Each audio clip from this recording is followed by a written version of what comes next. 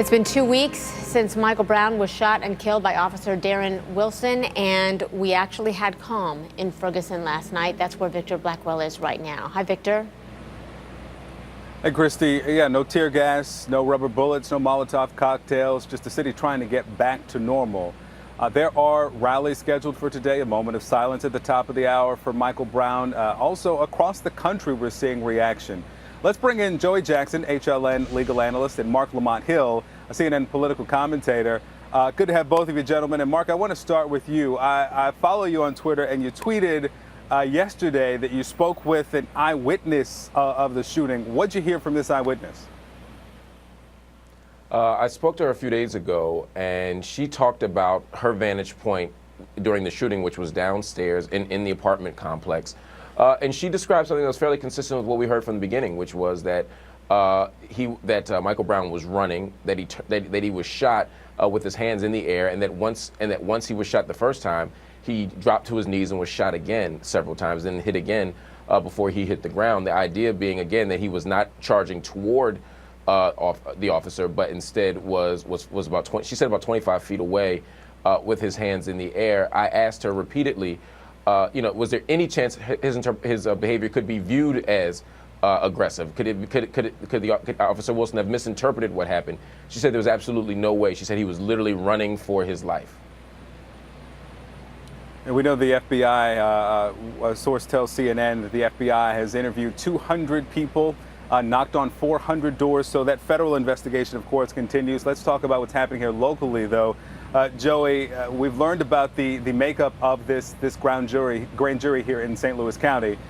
12 people, 3 African Americans, 9 white members. There are some who are concerned about the demographic makeup of the grand jury. Are their concerns warranted? You know what, Victor? Good morning to you. Good morning, Mark. I mean, ultimately, race is an issue. It's important, and it's important as attorneys when we do jury selection, and it's equally important in the grand jury process. Now, why do I say that? Because it comes down to issues of culture, of upbringing, and also of perception. Now, obviously, if you grew up in an area where, the police helped you get the cat out of the tree, your perception of officers will be a lot different than if you grew up in an area where perhaps you were stopped and perhaps you were questioned and perhaps, you had interactions with the police that were on the negative side. And so racial composition is significant, and that, Victor, calls to the issue and the forefront the question as to whether or not there should have been a grand jury impaneled. Should the prosecutor have just filed a criminal complaint and then proceeded in the light of day? Filing a criminal complaint would have allowed for a preliminary hearing. We would have seen witnesses presented in a courtroom. You would have evidence that would be challenged by the attorney for Darren Wilson, and at that particular point, the autopsy report would have been admitted. As I mentioned, the eyewitnesses would have been admitted, any forensic evidence, any DNA, and we all would have been able to see that. And if not that way, Victor, then certainly in the event that you go the grand jury process, perhaps even a special prosecutor would have been called for or warranted here. And so, it comes down to the issue of trust, and it comes down to the issue of public confidence. We have to be certain, everybody does, that it's presented in a way that's proper, that's efficient, and that gets to the issue of justice. And so, yes, the racial composition matters. That doesn't automatically mean that there won't be an indictment, but it is of concern, Victor. Let me stay with you for this next question about the prosecuting attorney here. Bob McCulley says he will not recuse himself from the case despite calls for him to do so. Do you think he should? Well, ultimately, again, I understand that he's an elected official. I understand, I'm certain that he was elected because the people have trust and confidence in him. At the same time, this is a rare case, and it brings to mind certainly ties that he has to the law enforcement community, in addition to his own personal experiences where his dad had an interaction and unfortunately was killed by an African American. And so I'm not suggesting in any way, shape, or form that he couldn't be impartial, but it's about the community. It's about Michael Brown. It's about his parents. It's about the feelings, and it's about making sure that things are done properly. So if there's a mass concern and there are people who have concerns, then maybe it is time for him to say, you know what, I want this to be done in the fairest way possible in order to avoid any appearance of impropriety, any appearance, although I have none, could Bob McCulley say, I am going to give this to a special prosecutor and let them handle it, let them take it over and ensure the public trust and confidence so that justice could be sought and justice could be found. Hey, Mark, most of the demonstrations we've seen here have been in support of Michael Brown and his family, his parents. There has been some support shown for the officer, but there's also the funds online that have been raised.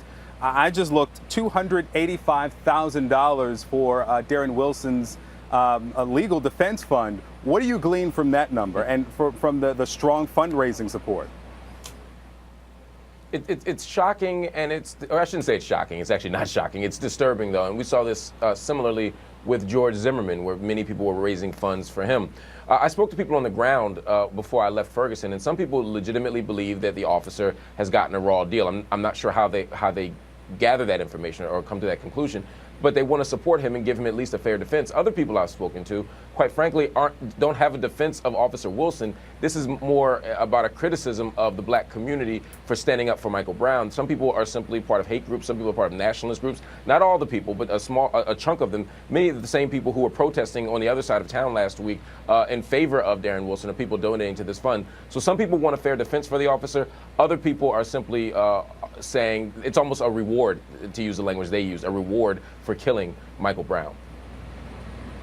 Yeah, there was a woman, we had some video of her. She had a sign that says she supports Darren Wilson, and she was saying that the officer's done nothing wrong and was chastising protesters and demonstrators on the other side of the line for their demonstrations. But if they are wrong, then how can she say that he's done nothing wrong? Because we do not have all the facts of the case yet. And we, of course, are still working to get all those. Marc, Lamont Hill, Joey Jackson, thank you both for joining the conversation this morning. A pleasure, Victor. You be well. Pleasure. Take care, Mark.